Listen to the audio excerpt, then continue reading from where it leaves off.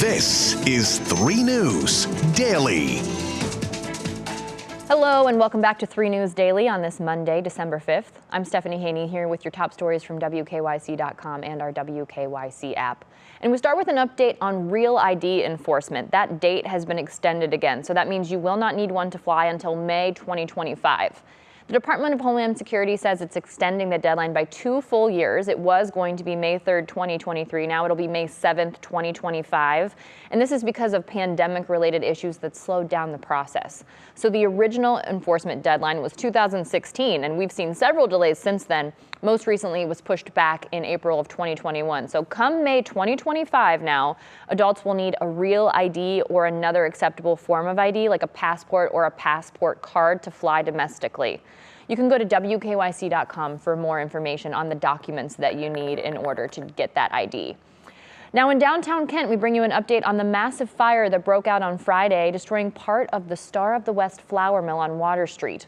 Over the weekend, firefighters were able to put the fire out and demolition began. And today, crews are back at the site to investigate the damage, remove debris, and try and find out what caused the fire. Anytime you lose something that cannot be replaced, it is an original.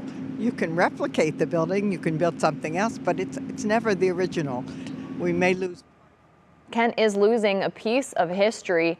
That building was the oldest in Kent. It was 143 years old, and the flour mill opened in 1879. Now, today, the businesses around the mill are open again, but part of North Water Street is closed to traffic, and that's where parts of the building are unstable. Turning now to Cleveland, where the man responsible for a robbery in Starbucks earlier this year has been sentenced. Dominique Hullum was sentenced to 18 to 20 years in prison for robbing a Starbucks in North Olmsted in March and another unrelated crime. The Cuyahoga County Prosecutor's Office says that he threatened customers and employees with a gun and stole money from the cash registers. And as he was trying to get away, he fired the gun at police officers, leading to a 30-minute standoff.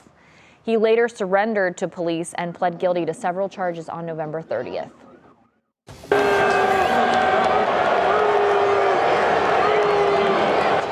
And it is a controversial victory Monday, with the Browns defeating the Texans in yesterday's game. But as Browns quarterback Deshaun Watson made his return to the NFL following his sexual assault suspension, he was greeted with those boos that you just heard from the crowd.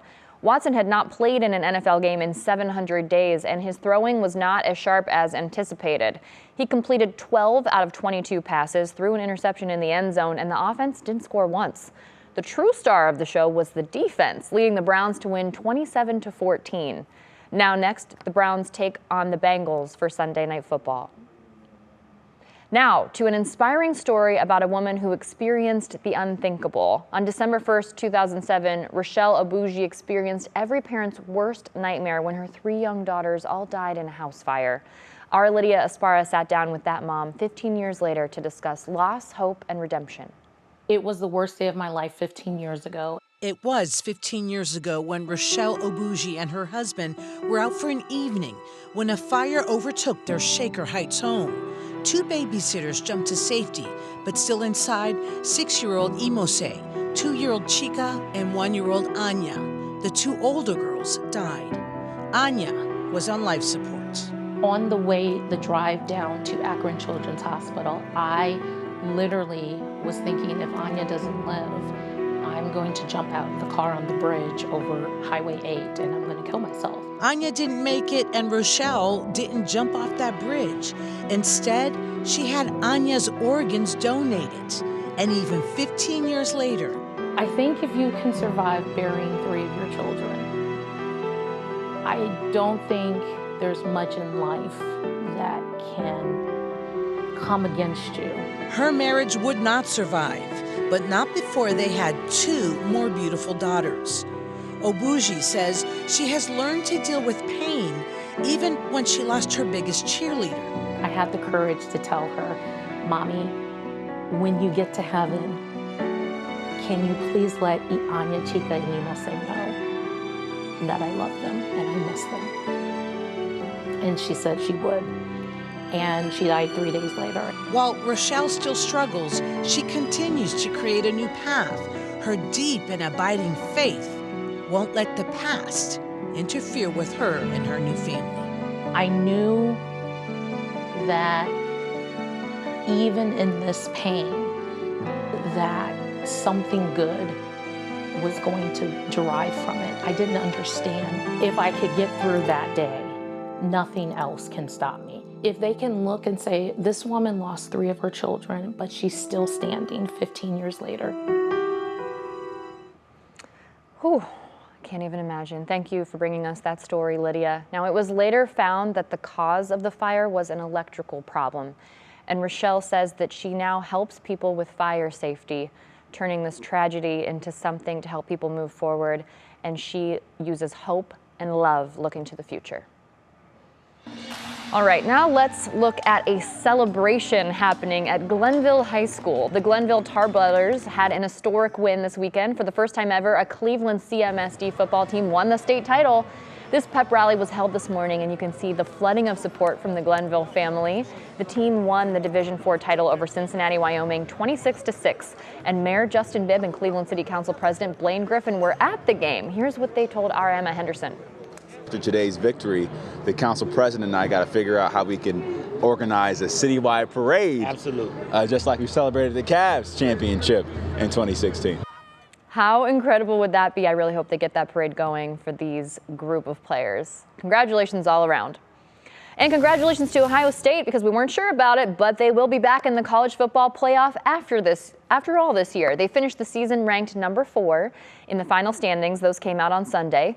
So the Buckeyes will face defending national champion and top-ranked Georgia in the Chick-fil-A Peach Bowl on December 31st at 8 p.m. And right before that, the other semifinal game is between number 2 Michigan and number 3 TCU. That's in the Verbo Fiesta Bowl at 4 p.m. Okay.